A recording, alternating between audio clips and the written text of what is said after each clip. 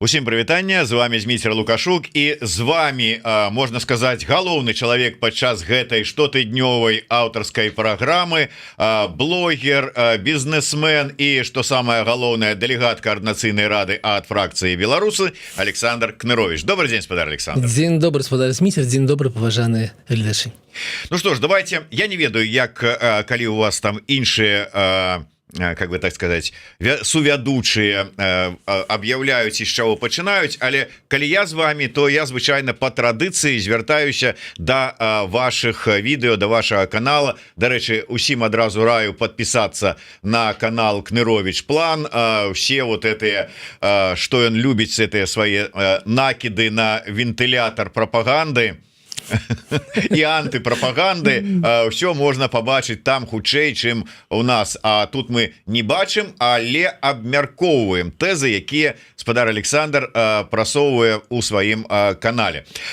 Ну і безумоўна, на YouTube канал Еўрорада не забывайте подписываться, калі это для вас бяспечна. Але самае галоўнае, калі гэта бяспечна для вас, то расшэрвайце наши эфиры, что программы спадара Александра, что наши з ім размовы на Еўрорады, каб як мага больш людзей паглядзела наши эфиры, наши размовы. Дарэчы, ўжо больш за 10 тысяч паглядзела программу, ось дакладней гэты апошні выпуск спадара Александра на канале Кнырович План. Такі ж хороший чалавек, военком, ну, сур'ёзны дядька такі. Почти какое-то самое Ильфа у Петрова в этом то самое золотой теленок, комсомолка там, не, это ж это кавказская пленница, так, красавица, комсомолка. Так и тут военком, разумный, нібыта, без бороды, что уже шмат про яго что кажа, тиктокер, так вот, знаете ли, так, ну просунутый человек, можно сказать. Что ён вам не дагадзіў? Что вы за яго ўзяліся? Слухайте, ну ведаеце, мне я не, напэўна, мне даслалі гэты відос, ці трапіў мне у тиктоке, хотя в астатні час я не заглядаю. Со словами: ну что ты там так, вот так, нам накидываешь? Так. И вот же, говорит, вот же все правда. Я врубаю, ну, по-перше, по правде. Спина, выгляд, там, ну... Это самое. Апрануты добра, не так, як мы з вами. Он такую маечку ён бы не апрануў ні ў коім разе. Ну я сёння, ну вы-то вон лён, все дела, нормально. І потым на 2 минуты ён распавядае, па-першае, пра англасаксаў, а па-другое, як добра ўсё ў Беларусі, і так распавядае, што я так заслухаўся на 2 хвілінкі і ўжо такую пачаў, так ведаць, тэлефанаваць сваім, мол, все, зачыняем канал. Ну, зачиняем, пойду я в Макдональдс, бо как бы человек кажет правду, в Беларуси все квитнее там, и по пунктах, по-военному. Раз, два, три, четыре, космос, БелАЗ, как бы Белкалий. На первые, другие там, расчитающая экономика, расчитающая. И пошел. И вот как бы я ледь не зачинил канал, ведаете? Потом мне собрал себе у кушку, думаю, не, ну, может, все ж таки трохи не так. Ну і пачалі мы разгортваць яго 2 хвілінкі. Вось атрымалася на 18 хвілін такая размова з военкомом ад космоса да БелАЗа, да роста нашай прамысловасці і так далей. Што ў ім добрага? То, што ён, ведаеце, зрабіў тую працу, якую мы з вами ніколі не зробім. Ён так спрэсаваў у адзін кампост усе наратывы беларускай прапаганды пра беларускую эканоміку. Вот так вот за 2 хвілінкі гэта такі. Слухайте, спадар Александр, вывучайце, што я пераб'ю. Я разумею, што ў прынцыпе спрэсаваць усе наратывы прапаганды, ну гэта не вельмі складана. Паглядзеў там, как бы там пару выпускаў, о, раз, два, три, 5, хоп, все ўзяў. Але вам же ж потым адказваць трэба на ўсе вот этыя задвинутыя тэзы прапаганды, як вы сказали, ад космоса да калійных угнаенняў. Мы шмат зараз вот абмяркоўваем, даже калегі на Жаве такой адмысловай праграме выказалі меркаванне наконт экспертаў, которые эксперты па ўсіх пытаннях. Вот вы з таких? От космоса до калійных угнаенняў? Ну, нет, все ж таки нет. Слухайте, я эксперт у галіне эканоміцы, такі эксперт, ведаеце, такі шырокі, але не вельмі глубокі. Калі трэба лезть углуб, я ўсё ж таки беру там Крука, Львовска, ці вось заўтра, ну, будзе анонс, мы, напэўна, яшчэ паговорым, заўтра будзе панель на новай эканоміцы, на новай Беларусі пра эканоміку з Алісы Рыжыченко. Калі трэба глубь, то трэба іх. А я такі шырокі, але ўсё ж такі ў межах эканомікі, ў межах бізнеса, і калі гледачы заўважаць, то ну я ніколі не распавядаю там пра нейкія ваенныя пытання ці пытання вось, напрыклад, гэтых палітзнявольных, як іх высвабадзіць, што з імі рабіць. Ну понятно, тому что по военных пытаннях вам і эксперта зараз няма адкуль выцепіць. Степаныч-то... Ну так, згодзін з сахащикам получилось не вельмі добра атрымалася, конечно, учора. Але ўсё ж таки, калі трэба такія вузкія тэмы, то ёсць эксперты лепшыя за мяне, я за эканоміку, і тое, што казаў гэта самы военком, гэта ўсё было пра эканоміку, і таму мне было вельмі добра. Ну гэта я типа вас так паспрабаваў так троху пажартаваць з вами, але сапраўды давайте каб моцна не зацыклівацца на гэтым военкоме, але самыя цікавыя і самыя такія вось можа быть, ну я не ведаю, трэшовыя задвиги, якія ён там, давайте два каких-нибудь, і што вы яму отказали на это? Ну, слушайте, там как бы их 12, я не могу выбрать как бы самый трэшовый, но сидит человек и говорит, у нас расце доля промысловости в ВУП, у нас она 27%, а вось у краінах Еўразвяза 16%. Нет, ну и сидит какой-нибудь там просто человек. Ну как бы тут хлусня ў чым. Па-першае, усе краіны і развяза розныя, і прыклады на наш узровень, мы кажам об гэтым відосе. У Чэхіі вышэйшы за нас, у Польшы такі ж, як у нас, у Словакіі такі ж, як у нас. Гэта першае. Па-другое, ну трэба ж разумець, што гэта адсоткі. Калі ты бярэш 27% ад вось такой эканомікі, атрымліваецца вось так. Калі вот такой беларускай, атрымліваецца вось так. Але когда рост у 2 разы ад 1000, то это 2000, так. А калі ад 1, то это 2. Так. І далей у нас 5 гадоў таму доля прамысловасці была болей за 30%. Таму калі ён кажа, што гэта рост, то ён хлусіць. У нас спадае гэта доля прамысловасці. Але і гэта как бы добра. Добра, што яна спадае. Чаму? Таму што, напрыклад, у Кітаі 20 гадоў таму была больш за 40% доля прамысловасці ВУП. А зараз она 25%. І ніхто не бегае кругамі, не кажуць, ай-яй-яй, як же у нас так. Доля прамысловасці ВУП паказвае, колькі мы робім рукамі, а колькі мы робім галавой. І чым меней гэта, ну калі расце эканоміка, то гэта нармальна, што спадае доля прамысловасці, таму што больш атрымліваецца інтэлектуальнага прадукта, а не прадукта рукамі, там, ну не ведаю, бульбы ці там, ну бульба не прамысловасць у нас ідзе, ну там мазаў, ну метала і так далей. Таму вось гэта цікавае яго ўяўленне аб жыцці. Ну і канешне, такія класічныя, ведаеце, Беларусь как бы цяпер у нас лідар у легкавым аўтапроме. Ну, я нагадаю нашим гледачам, Беларусь усё яшчэ ніякага дачынення да легкавога аўтапрому не мае. У нас усё яшчэ гэта хлусня, усё яшчэ доля беларускіх, расійскіх камплектуючых каля 25-27%. І у нас ёсць наш беларускі аўтамабіль толькі таму, што у нас ёсць як быццам завод, цэлы завод, які купляе гатовыя гэтыя рухавікі і лепіць на них как бы беларускую наклейку. І Расія говорыць, ну так, добра, гэта беларускі рухавік. Гэта падман. У нас няма ніякай прамысловасці. У нас есть зборка кітайскіх аўто. Але как бы, ну, военком хлусіць, і гэта нармальна. Но галоўнае, што ён же такі сур'ёзны. Я ведаю, што гэта вельмі он такой, ведаеце, прыцягальны да такіх для жанчын старэйшых за 40 гадоў. Я так думаю, што ён вельмі такі сімпатычны хлопец, які хлусіць не может. Але давайте скончым з гэтым відосам. Да, давайте мы каб скончыць все ж таки лагічна неяк. Все ж таки вы разобрали по пунктах, вот дзе ён все ж таки прапаганда, якая не адпавядае рэчаіснасці, і выснову-то якую вы робіце? Вот выснова такая для мяне, выснова, ці для маіх гледачэй выснова такая, ведаеце, хлусня калі-некалі выглядае вось так. Сур'ёзны чалавек, які сур'ёзна выглядае, да якога ты маеш давер, ну як да ваенных, ведаеце, у беларускам грамадстве, у савецкам грамадстве да ваенных весь існаваў давер. Ну такі, ведаеце, калі мы апытанкі паглядзім, то армія как бы, ну на высокіх месцах у гэтым давер. І вось такі чалавек можа хлусіць. Таму галоўнае, правярайце лічбы, правярайце у тым ліку і тое, што кажу я. Ну я аб гэтым кажу у сябе на канале. Будьце крытычнымі і крытычна ставьцеся да любых слоў, у тым ліку з Міцера Лукашука. Да, гэта таксама недрэнна. Так, вот, дарэчы, я шукаў словы, зараз я паспрабую іх все ж таки знайсці, потому что выдатна вы закончылі тэмай наконт таго, что трэба... Так, зараз хвіліначку. Вы пока можете что-нибудь рассказать. Я пока дам да, анонс. Я зараз дойду. Во, знайшоў. Так, значится, про тое, что не трэба так вот хлусіць сур'ёзным тварам. Сёння, як вы ведаеце, ваш любимый палітык Лукашенко поехал у Мозыр. Угу. Там 20 дзён прайшло, уже можно поехать и туды, где там бура прайшла и там что-то там гордо пальцем показывать, але не про гэта.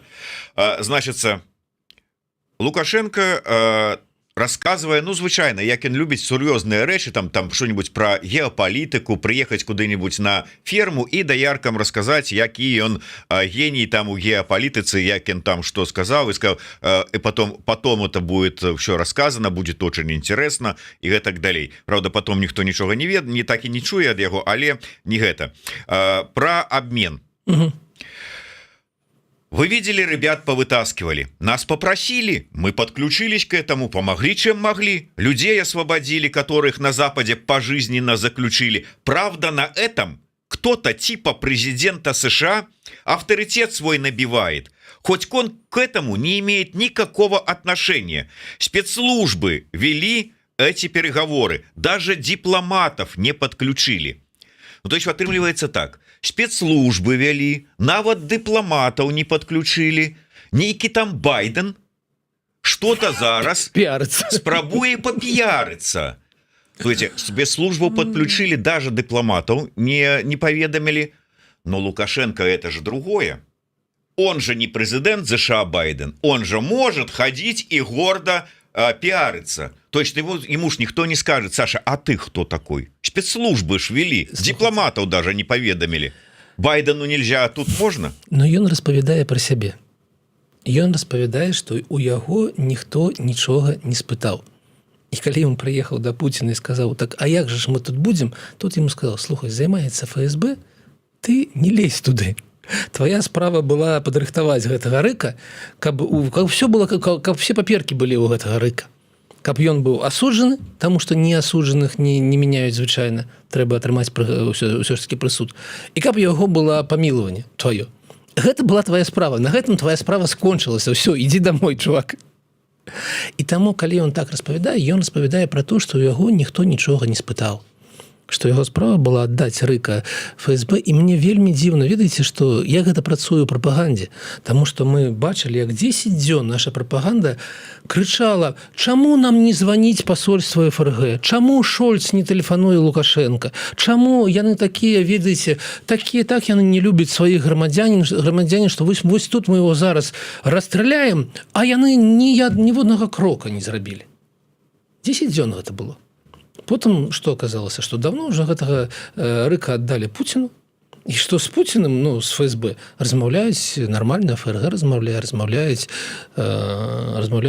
тамашнія гэтыя службы, ўсё нармальна, усе размаўляюць. А тое, што тут сидзеў, крычаў, так іх сапраўды ніхто не слухаў.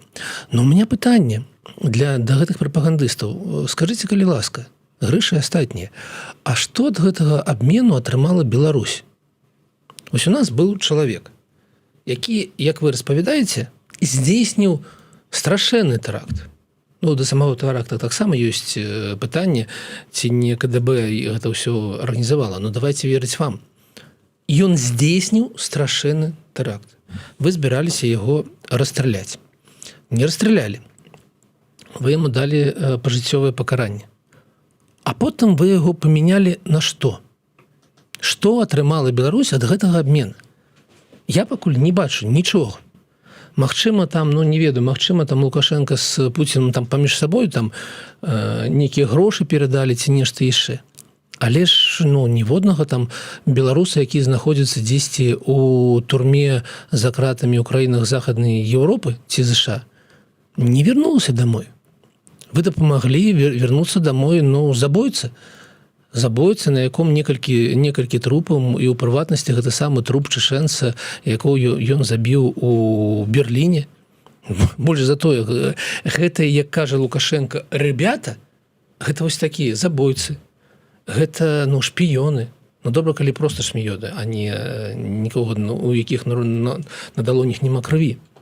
Вось. Гэта тое, каго выцягнулі за тое, што вы аддалі беларускага зняволенага, які павінен быў здесь адбываць пакаранне. І яшчэ раз пытанне, што атрымала Беларусь? Выглядае так, што нічога. Выглядае так, што Лукашенко адпрацаваў, не ведаю, мелкай якойсь такой дробнай шаўкай у Пуціна і ўсё. Можа, тут пакуль яшчэ рана гаварыць, безумоўна, ад захада наўрад ці ён што-небудзь атрымаў, таму што з ім нават не гандлі не ішло, хутчэй за ўсё. Ад Пуціна. В гэтым месцы пастаўце паўзу, і вы вельмі слушна кажаце. Ніхто на захадзе з Лукашенко не размаўляе. І гэта тое, чаго ён дамагаўся, трымаючы ў руках гэта рыка, і гэта менавіта тое, што не адбылося. З ім і не пачалі размаўляць. А можа быць, гэта таксама не вельмі добра. Я маю на ўвазе, што калі б пачалі размаўляць, то можа быць Анджэй Пачобут мог бы выйсці на волю. Я ўжо не кажу там пра Калеснікаву там ці яшчэ там каго-небудзь там Беляцкага, нобелеўскага лаўрэата. У гэты момант мы пераходзім да другога пытання, якое таксама вельмі балючае. Як мы бачым на гэтым прыкладзе, размаўляць можна, калі што ты трымаеш у руках і кажаш, вось табе забойца там Красікаў ці як яго, верні мне там Карамурзу или кагосьці яшчэ. Калі трымаеш нешта ў руках, ты можаш об этом размаўляць. Няма беларускіх шпіёнаў арыштаваных там у Польшы ці Германії, хаця там нехта быў, такія дробязі. Тут, канешне, гэта цудоўныя справы, але чаму іх няма? Таму што КДБ працуе не як ФСБ. КДБ працуе як звычайны беларускі каўгас. Гэта ўзровень працы, і, прабачце, я бачыў тых шпіёнаў, які быў такі двайны шпіён, які сидзеў побач са мной у СІЗА КДБ. Гэта смех. Гэта неадукаваны хлопец, які не разумеў, што ён робіць у Літве, а па справаздачы, напэўна, шоў, як наша шпіёнская сетка за мяжой. Таму, ведаеце, праблема першая, што няма вось гэтых, няма чым гандляваць. Па-другое, канешне, вялікая праблема ў тым, што мы бачым, што беларускія дэмакратычныя лідары таксама не з'яўляюцца тымі, з якімі нехта вядзе размову. Як Лукашенко не размаўляюць, так і з намі не размаўляюць. І гэта у канечнай кропкі гэта праблема ўвогул незалежнасці краіны. Калі дэмакратычныя палітыкі і аўтарытарны палітык Лукашенко не з'яўляецца суб'ектам размовы, то гэта азначае, што краіны не існуе. Што краіна ўжо падпарадкаваная Расіі і з Пуцінам размаўляюць. І ў тым ліку размаўляюць і з апазіцыйнымі палітыкамі Расіі аб гэтым самым абмене. Таму тут у гэтым абмене для Беларусі ўсё дрэнна. І для Беларусі лукашэнкаўскай, і для Беларусі дэмакратычнай.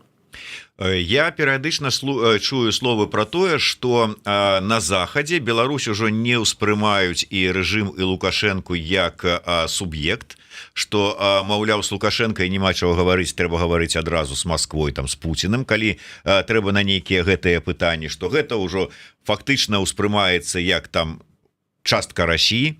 Калі яно ўспрымаецца так, выбачайце мяне, так якая розніца у турме, умоўна кажучы, в Іркуцку ці ў турме у Наваполацку ёсць нейкі палітвязень, якога трэба выцягнуць у абмен на умоўнага Красікава. Дайце нам Карамурзу і дайце нам нобелеўскага лаўрэата Беляцкага. А хто вядзе гэтыя перамовы? Вот уявіце себе, напрыклад, давайте себе згуляем гэту гульню. Ёсць там спецслужба, не ведаю, ФРГ, ЗША, якая з кімсьці размаўляе, вось тое, што вы кажаце. Ёсць нехта, хто кажа, мы хацім атрымаць Карамурзу і не хацім, напрыклад, тых двух дзяўчат, якія атрымалі прысуды па 7 гадоў за тое, што п'есу «Фініс ясны сокол» у Расіі паставілі. Іх жа ніхто не вызваліў за крат. Ну Я там в не этом толькі застаюсь. іх, калі ўжо на тое пайшло, я чытаў Шмат Илью каго. Азара, там шмат каго яны каго. кажуць не То выцягнуць. есть мы разумеем, што нехта вядзе перамовы і нехта кажа, робіць гэты спісак у рэйтынгу. Першы быў Навальны, якога забілі, менавіта з-за таго, што не жадалі аддаваць. А далей пашлі Кармурза, Яшин і астатні. Так? І вось гэты самы чалавек, ну вы себе уявіце, хто ён. Мы разумеем, што ён прадстаўляе дэмакратычную супольнасць Расіі, не Беларусі, Расіі. Гэты чалавек прадстаўляе расійскую дэмакратычную гэтую супольнасць. І адначасова мы, як беларускія дэмакраты, кажам, не, мы з расейцамі не будзем гуляцца ні ва што. Мы з німі ў туалеце побач не сядзем. Якая матывацыя ў гэтага чалавека гаварыць пра Беляцкага, пра Ціхановскага, пра Бабарыку? Калі мы самі кажам, не, мы з табой не жадаем размаўляць. Чакайце, які гэта нешта я згубіўся, які гэта чалавек? Вядуць размову спецслужбы, умоўна кажучы, ФРГ ЗША і ФСБ. Спецслужбам ФСБ, прабачце, спецслужбам ФРГ і ЗША спіс расійскіх апозіцыянераў нехта піша. У іх няма свайго... І спіс беларускіх апозіцыянераў ім пішуць. І за Павінны былі подпісамі на нобелевскіх лаўрэатаў кшталту Алексіевіч таксама дасылаюць. Мы зараз говорим пра нейкія рэальныя перамовы, якія ідуць за столом. Я ўпэўнены, што спіс расійскіх апозіцыянераў не вымыслілі самі ні ў ЗША, ні ў ФРГ. ФРГ ім пісалі дэмакратычныя расійскія палітыкі, тыя самыя палітыкі, з якія мы адмаўляемся размаўляць. Мяне ў гэтай сітуацыі больш цікавіць, чаму для умоўных там спецслужбаў заходніх спіс расійскіх апозіцыянераў больш важны, чым спіс беларускіх палітвязняў. Таму што ёсць у турмах у Расіі, у тым ліку і грамадзяне вось гэтых самых краін. Гершковіч. У турме Лукашэнкаўскай сядзеў грамадзянін Германіі. Адзін, так. Слухайце, тут, напэўна, доўга магла быць размова, і, напэўна, гэта той самы момант, калі я выказваю сваё меркаванне, но, магчыма, хтосьці ёсць, хто мае інсайт ізнутры, і нам калісьці аб гэтым распавядзе. Мне просто у дадзенай сітуацыі рэакцыя дэмсіл. Вот возьмем конкретно КР. Я гляжу зараз абмеркаванне ў Координацыйнай радзе, я бачу допісы про тое, а Координацыйная рада выкажа сваё меркаванне па сітуацыі ў Венесуэлы ці не? Сёння, раніцай. Венесуэла. А абмен? А вы не нагадаеце аўтара гэтага допіса? Нагадаю. Як яго фамілія? Ваш асноўны апанент Курэйчык. Ну, вось тое, што хвалюю Курэйчыка. Ведаеце, мне ўжо Роза Маратовна напісала, ну, чаго ты з імі спрачаешься, іх трэба вучыць, а не спрачацца з імі. Ну, гэта афіцыйна, публічна было напісана ў каментарах. Мяне падбрасываюць, падкідваюць мяне, калі я бачу дэкларацыю па становішчу ў Венесуэле. І гэту дэкларацыю прыняў Координацыйны савет. Ён прыняў Координацыйны савет у выглядзе больш за 40 чалавек, якія прагаласавалі за. Вельмі хвалюе становішча в Венесуэле. Я быў адзіны, які прагаласаваў супраць, было яшчэ маіх паплечнікаў чалавек 8-9, якія устрымаліся ў гэты момант. Но гэта некая імпатэнцыя. Ведаеце, вось казаць пра тое, да чаго ты не маеш ніякага дачынення, на тое, на што ты ніяк не можаш паўплываць, казаць аб гэтым з такім апломбам і не абмяркоўваць как бы сутнасныя рэчы. Таму так, гэта, ну, тут я не магу нічога казаць. У меня есть одна такая заўвага. Я павінен сказаць нашим гледачам аб тым, што у КР здарылася і одна добрая падзея. Па ініцыятыве Лізы Пракопчык, моладзевы наступ, КР падпісаў пісьмо у адрес Міністэрства адукацыі наконт прызнання гэтых самых беларускіх пасведчання аб сярэдняй адукацыі без гэтых самых цэнтралізаванага тэставання. Там добрае пісьмо, нармальна распісанае, там я выказваў сваё меркаванне, якое там прынялі ці не прынялі, але гэта першая падзея, дзе можна паставіць, пусть невялікі, але ўсё ж такі плюсік і падзякаваць моладзевому наступу за то, што гэта адбылося. А все остальное гэта дэкларацыя па Венесуэле.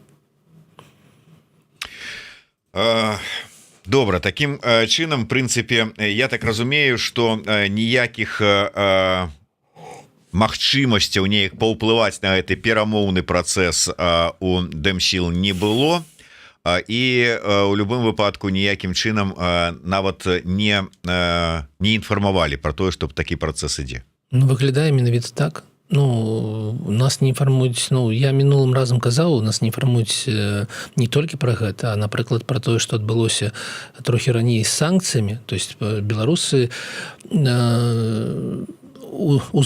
беларусы атрымалі санкцыі ў той момант, калі пачалі адмаўляць у такс-фры, разворачваць машыны з мяжы. То бок гэта азначае, што ні з якімі беларускімі дэмакратычнымі палітыкамі ніхто не ўзгадняў гэтыя санкцыі і ніхто не інфармаваў, што заўтра будуць ужо ўсё. Немагчыма будзе ўвесці туалетную паперу. І гэта таксама адзнака эфектыўнасці. І мы ідзем на канферэнцыю, якая будзе заўтра. Ну, канферэнцыю мы яшчэ закранем. Я хацеў бы яшчэ две тэмы сённяшнім днём звязаныя і з цытатамі аднаго, так бы мовіць, палітыка, што тычыцца. Спадар Александр, вы ж чалавек как бы абазнаны ў тэме там карупцыі, там махінацыі, там с як там называется? Яшчэ раз, прабачце, калі ласка. Ну, давайте зафіксуем уже как бы эксперта ў сферы карупцыі. Давайте. Я да чаго? Лукашенко наведаўся зараз у такое культавае месца Прудок. І ў прудку, звяртаючыся, вы калі вы раптам не ведаеце, это вот месца, дзе Горват жыў, там нават вот кніжку адпаведную напісаў, радіо Прудок, спектакль выдатны ёсць з гэтай нагоды у купалаўцаў. Але там ён у чарговы раз узняў тэму, як збеглыя абвінавачваюць яго у тым, што ён накраў много грошай і дзе-то іх там схаваў у Эміратах ці яшчэ дзе. Чарговая гэта любімая яго фраза: ну ідзіце, найдзіце і забярыце, если вы найдете. Наколькі ўсё ж такі, як вы лічыце, апраўданае? Ну вот ён сапраўды вот так вот чысты, белы і пушысты, і нават пры ўсім жаданні нічога не знойдзеш. Ну, маю на увазе не вот это яго 13 ці колькі там рэзідэнцый у Беларусі і у Краснай Паляне, што будуецца, а ў Эміратах там што-небудзь. Ну, вы кудысьці засунули 4 рэзідэнцыі. Ну, я не памятаю ўжо. Для вас болей-меней. Это не для мяне, это для яго, відаць, там ужо. Ай, давай яшчэ одну пабудуем. Ай, давай, колькі там, ну, там мільярдаў парачку, там што там. Слухайте, я ніколі не падтрымліваў думку, што Лукашенко асабіста багаты чалавек. Я упэўнены, ну, не той, што я упэўнены, ёсць сведчанне аб тым, што ў яго дзяцей ўсё нармальна з грашыма. Калі пакапацца, там будуць сотні мільёнаў, а то і мільярды. Ёсць побач іншыя людзі, якія зарабляюць на том, што яны блізкія да Лукашэнкі. Але асабіста ён іншага псіхалагічнага вось гэтага сістэмы чалавека. Ён адчувае ўсю краіну сваёй, асабістай. Гэта яго асабістая краіна. Гэта яго заводы, гэта яго людзі крапасныя. Гэта яго, не ведаю, ўсё, што робіцца ў краіне, гэта яго. І калі ён кажа, я ж выкарміў гэтых там айтышнікаў левай сіськай или чагосьці, ён же в гэта веры. Што гэта зрабіў усё ён, Маркіз Карабас. І таму у яго няма такой псіхалагічнай установкі некай красці ў самого сябе. Ён как бы разумее, што гэта заўсёды будзе яго. І ён з гэтым жыве. Ён карыстаецца усімі дзяржаўнымі паслугамі, калі б так лётаў на самалёце і наогуле жыў за дзяржаўны кошт які-небудзь Байден, у яго імпічмент быў бы праз 3 месяцы. Ну, просто праз 3 месяцы не было бы прэзідэнта. Таму што, ну, гэта немагчыма, гэта дзяржаўныя грошы дзяржаўныя, а твае грошы гэта твае грошы. Вось. Але ён жыве ў іншых умовах, таму я ўпэўнены, што калі ён кажа, да няма ў мяне нічога, ён кажа шчыра, але гэта не азначае, што ён не накраў, і тое, што яго, ну, ведаеце, такія, знаете, прымета такого аўтарытарнага дыктатара, калі у тебя там некалькі аўтамабіляў, ты кажаш, што тебе Маск падарыў вось гэтую самую Тэслу, калі у тебе гадзіннікі швейцарскія, на якія ты ніколі сам не заробіш, шмат чаго яшчэ. Але псіхалагічна ён зусім іншы чалавек, і таму, калі ён кажа, знойдзеце, шукаць трэба яго дзяцей і у тых, каму ён параздаваў как бы Беларусь без аплаты усялякай. У Карычай, у Міша Гуцарыева, да таго, як у яго как бы за санкцыямі прыйшлось ісці. А так ён аддаў, ведаеце, гэта карысныя выкапні белкалій, ну не белкалій, а калій пад славкалій бескаштоўна. Вельмі дзіўны был праект. Міша Гуцарыеў яму гэты майбах падарыў за 600, напэўна, $1000.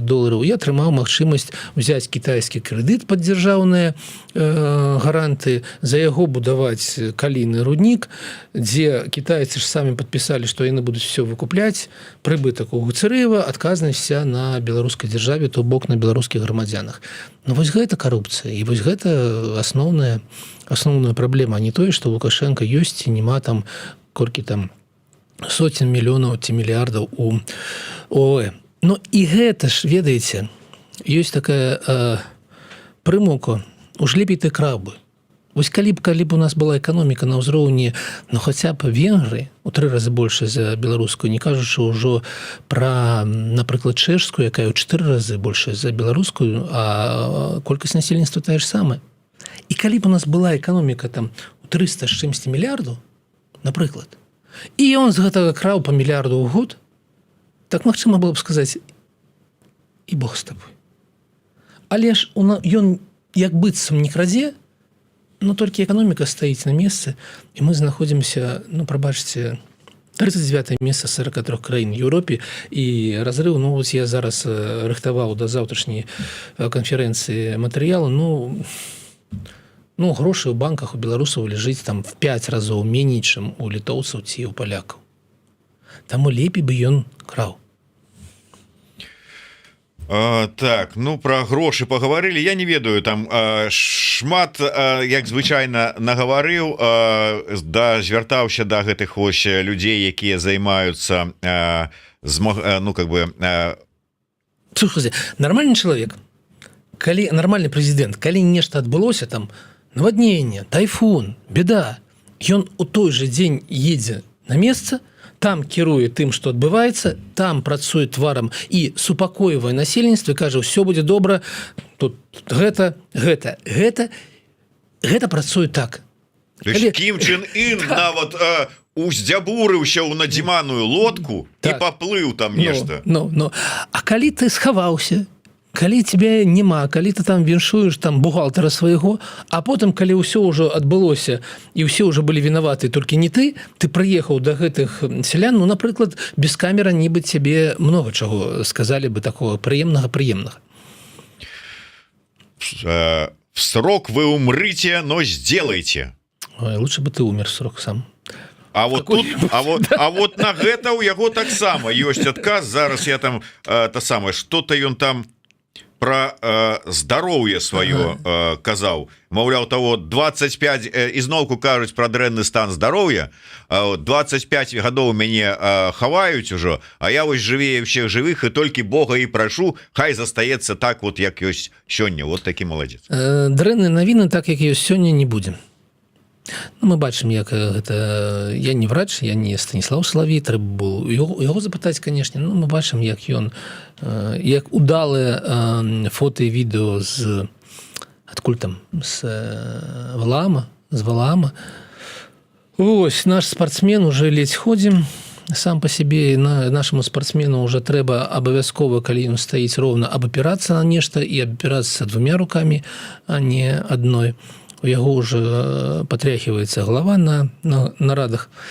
І таму яго уяўленне аб тым, што дай Бог, каб было так, як ёсць, зразумела, што так уже як ёсць не будзе, але ўсё ж такі, ведаеце, ну, шчыра кажучы, мы так паміж сабой абмяркоўвалі, і адзін з врачоў сказаў так, ён вельмі хворы чалавек, але у яго ёсць дактары, медыкі побач, і ў такім стане можа пратрымацца яшчэ гадоў так 15.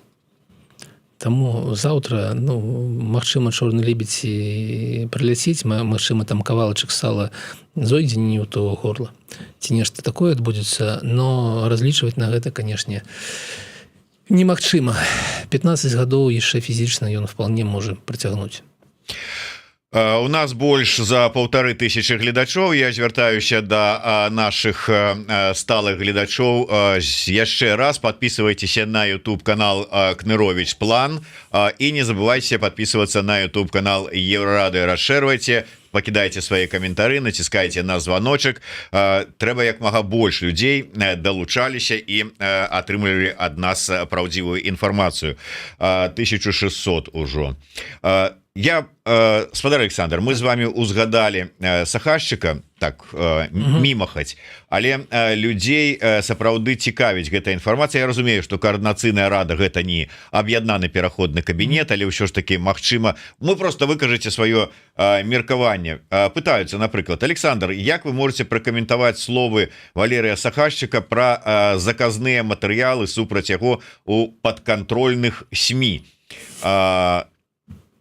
Сапраўды, як на мой погляд, досыць гэта дзіўна ўся сітуацыя выглядала, але вот ваше меркаванне.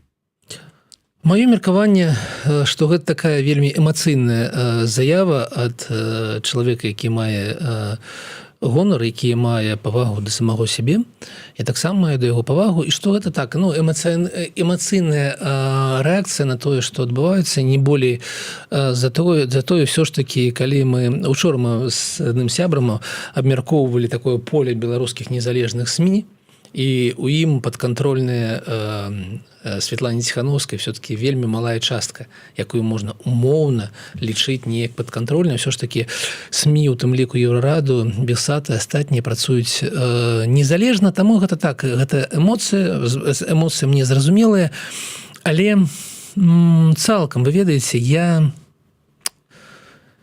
у чым праблема? Чаму сышоў Кавалеўскі, чаму сышоў Сахашчык? Чаму гэта адбываецца? Калі вы дазволіце мне маё асабістае меркаванне, я бачыў заклікі неаднаразовыя, я бачыў такую патрэбу, і ўсё ж такі абодва Валерыя гэта вельмі людзі інтэлігентныя, вельмі людзі, якія такія жадаючыя працаваць. І у іх быў такі запыт на кіраванне імі. Ну, што такое кіраванне? Гэта калі ты маеш ресурсы, вялікія ці малыя, но ўсё ж таки маеш і не как бы распараджаешься. Па-другое, ты ставіш мэты, абмежавання, паўнамоцтва, патрабуеш справаздачнасці і робіш сваю працу кіраўніка. І гэта асноўнае, ад чаго людзі сышлі, ад таго, што імі ніхто не кіраваў. Яны знаходзіліся ў некам таком вакууме, аб чым кажа Валерый Сахашчык. І гэта праблема.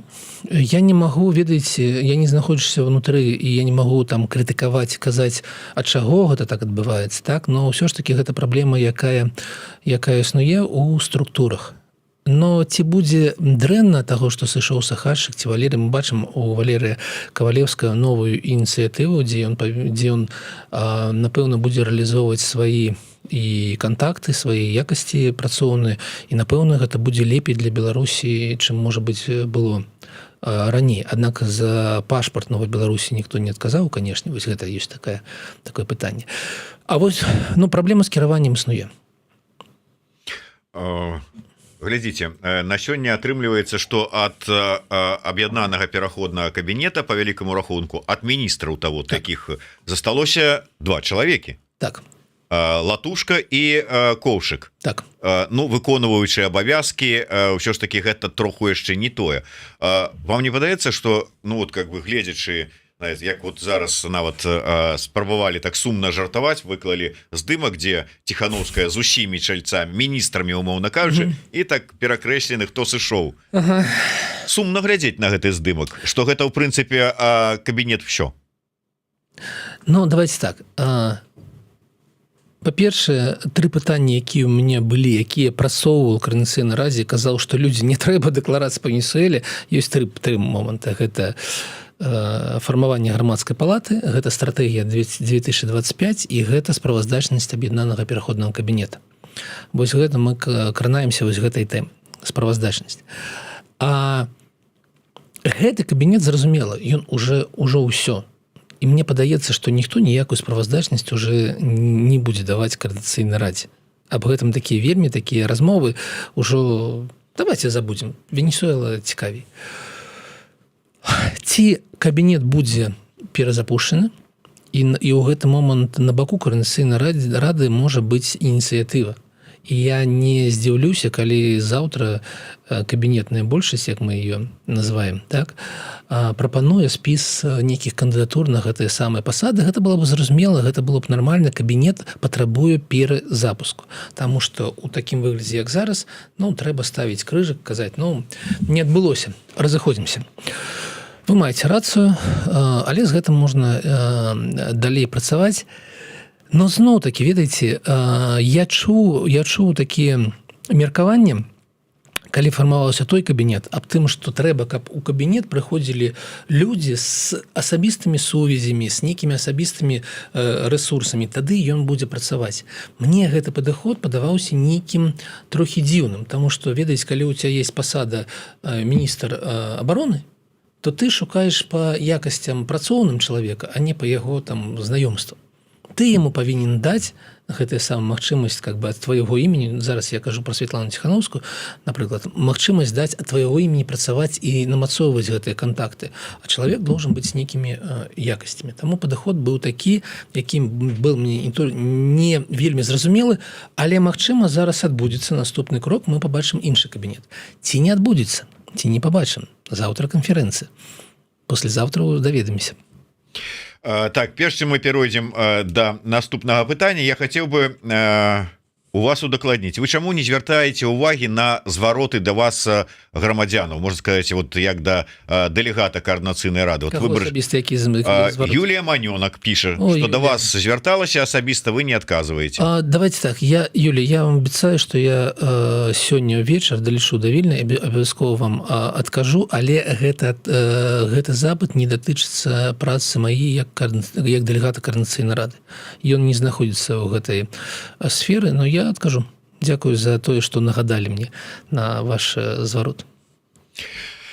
Юлія, як бачыце, ўсё ж такі і мы бачым ваши пытанні і каментары, і спадар Александр не ігнорыць, не заўсёды так хутка, як хацелася б, даходзяць і рукі, і магчымасці адказаць. Александр, давайте звернемся ўжо ўсё ж такі да тэмы канферэнцыі. Чым вы туды едзеце? Якія чаканні? У прынцыпе, канферэнцыя, такога кшталту, гэта, умоўна кажучы, як мы ж-то людзі с вами раньшего времени, як-то отчетно-справаздачная такая съезд, умоўна кажучы. То есть вот, чакана зараз вот трэба расказаць про, поспехи, дасягненні, поспехи. Можа быць, а гэта тым больш 25-й год наперадзе, вельмі такі адказны год. Чаго вы чакаеце, а з якімі настроямі едзеце? Слухайте, у меня есть две асабістых, две таких падзеі, у якіх я асабіста буду прымаць удзел. Першая, яна ўсё ж таки для мяне зараз прафесійная. Гэта будзе панель нумар 3, і калі вы, паважаныя гледачы, жадаеце даведацца, у якім стане знаходіцца зараз эканоміка і ці ёсць у дэмакратычных сіл нейкія адказы на пытанне, так, то гэта трэця панель, 14:40 заўтра, напэўна, будзе наўпроставая трансляцыя. Там мы разам з я вельмі рада, што такая будзе панель, таму што там будзе Лев Львовскі, будзе Аліса Рыжыченка і будзе Лідія Тарасенко з фонда медычнай салідарнасці, і гэта ўсе людзі, якія маюць, з якімі мне вельмі прыемна быць на гэтай панелі. Мы будзем абмяркоўваць, дзе зараз ёсць эканоміка Беларусі ад макра да мікра, і якая будучыня ёй чакаць. Гэта моя першая справа. І другая моя справа, гэта панель у канцы другога дня, дзе будзе абмяркоўвацца, што, як бачыць Координацыйная рада таксама будучыню ў 25-м годзе.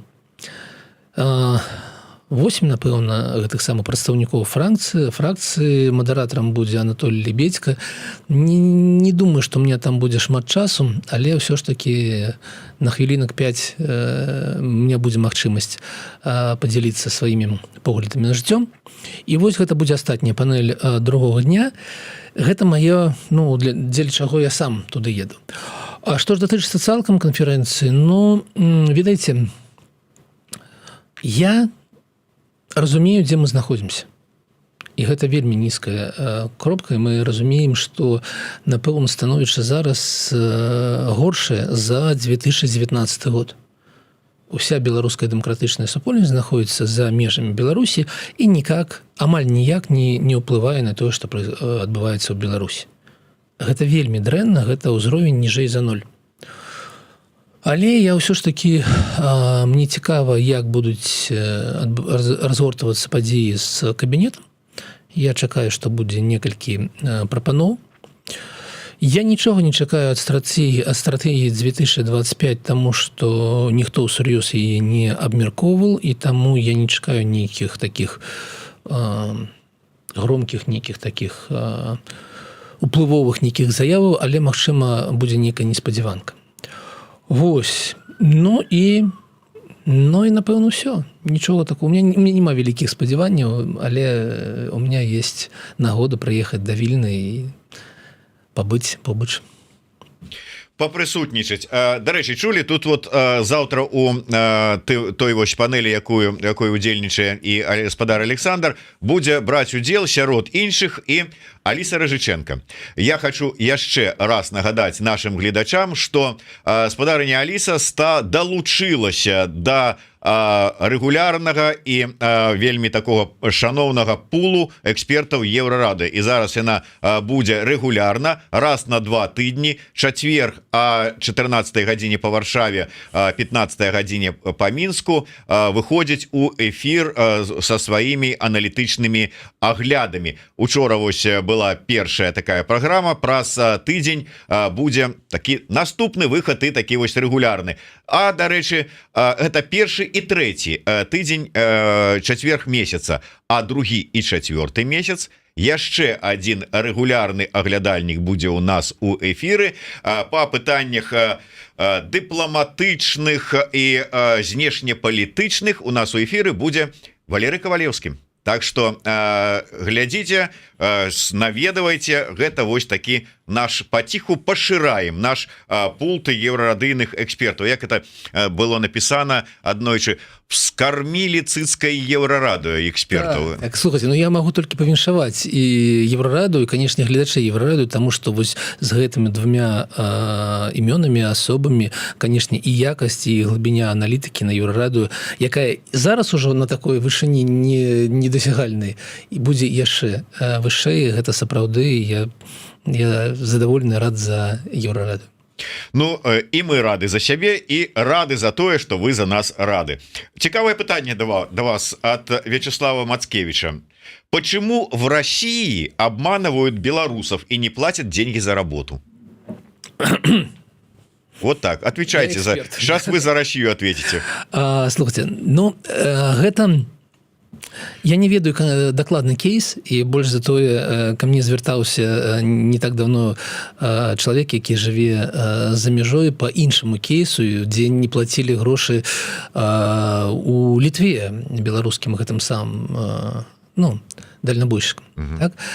Таму гэта адбываецца не толькі ў Расіі, гэта адбываецца, напрыклад, у Літве такія выпадкі ёсць, але у Расіі гэта было так распаўсюджана, гэта было трэндам, не ведаю, як зараз, яно было раней, і гэта было першую чаргу таму, што беларусы пагаджаліся працаваць без нармальных дакументаў, без нармальных падпісаных умоў працы, без зарэгістраваных гэтых самых кантрактаў.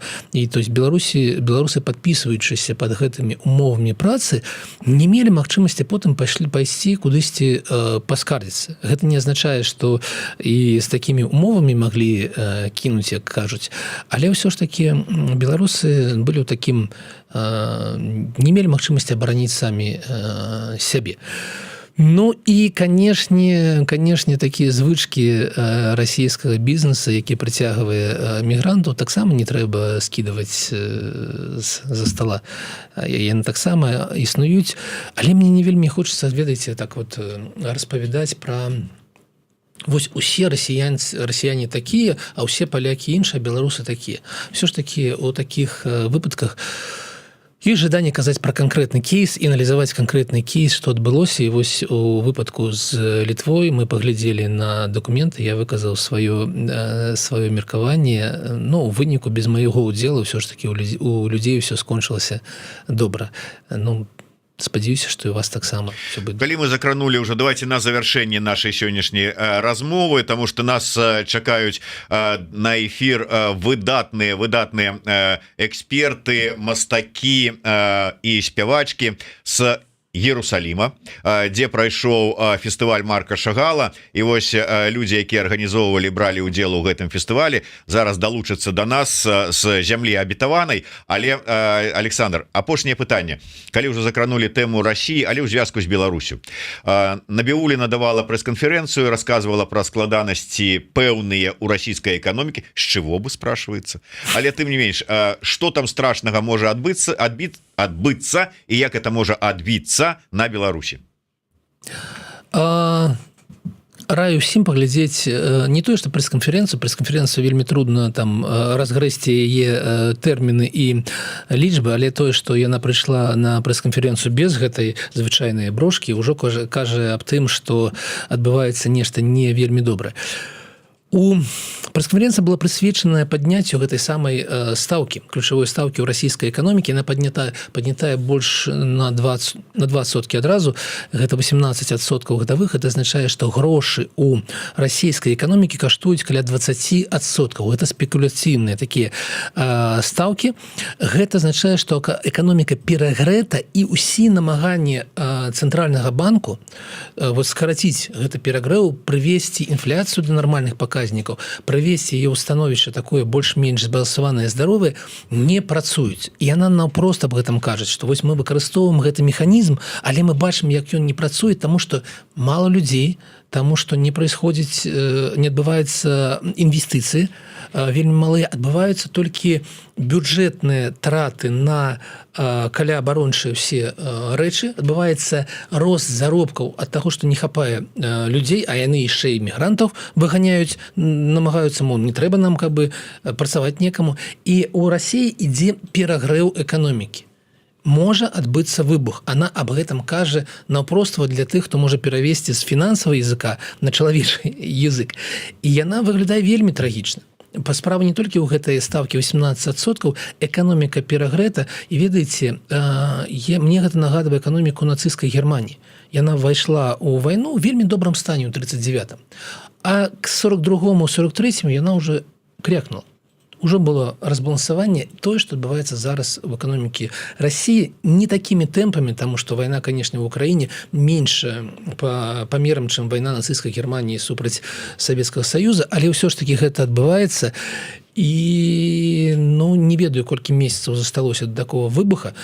І раю ўсім паглядзець не прэс-канферэнцыю саму, а абзоры. Ёсць абзоры расійскіх эканамістаў, якія распавядаюць за паўгадзінкі, што менавіта яна казала і на што трэба звярнуць увагу. Дзякуй вялікі. Ну а я раю ўсім звярнуць увагу на YouTube канал Александра Кныровича Кнырович План. Ну і безумоўна працягваць сваю увагу надаваць каналу Еврорадио. Так что подписывайтесь, натискайте на звоночек, покидайте комментарии и расширвайте, каб як мага больш людей поглядела наши программы. Ну а я с Александром развітываюся, жадаю ему доброй дороги до Вільні і плённай працы на канферэнцыі, ну і вяртання до нас у студыю на наступным тыдні. Дзякуй вялікі, усім да сустрэчы, жыве Беларусь. Жывеш.